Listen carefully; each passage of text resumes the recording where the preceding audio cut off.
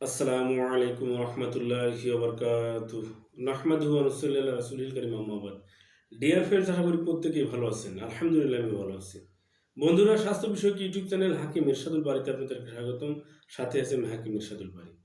বন্ধুরা, একটি ভুল ধারণার সমাধান। অনেকে মনে করে থাকেন যে মায়ের পেটে শিশু মায়ের হায়েজের পচা দুর্গন্ধ নষ্ট রক্ত খেয়ে জীবন ধারণ করে থাকে। এটি মূর্খতা বা অজ্ঞতা সুলভ একটি আলোচনা বা কথা তারা অনেকেই বলে থাকে।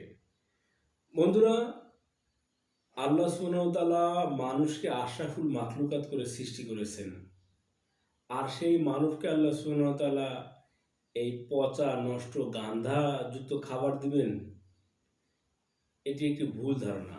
অনেকে বলে থাকেন মুখ বন্ধ থাকে, নাভির সাথে যে একটা মায়ের কানেকশন থাকে ওইখান থেকে যেহেতু হাইজ বন্ধ থাকে, ওই রক্তগুলো শিশুর পেটে যায়।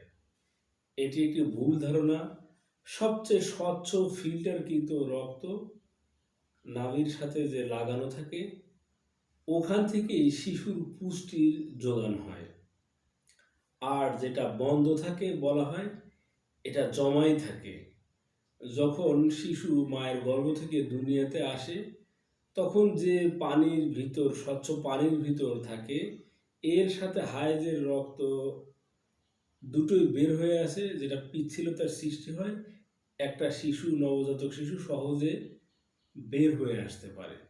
এর ফলে নিফাসের সময় প্রচুর পরিমাণে রক্ত বের হয়।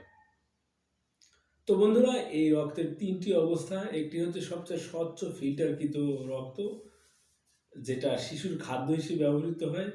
যখন একটি শিশু দুনিয়াতে চলে আসে, এই স্বচ্ছ ফিল্টারকৃত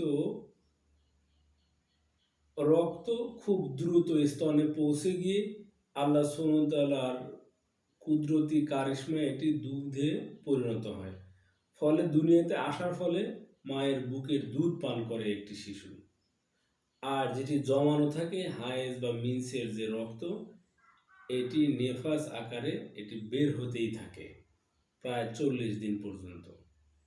তো বন্ধুরা, অজ্ঞতাবশত এই কথা আমরা আর কখনো বলবো না যে মিন্স বন্ধ হয়ে ওই পচা গলা দুর্গন্ধযুক্ত খাবারই একটি শিশু খেয়ে থাকে।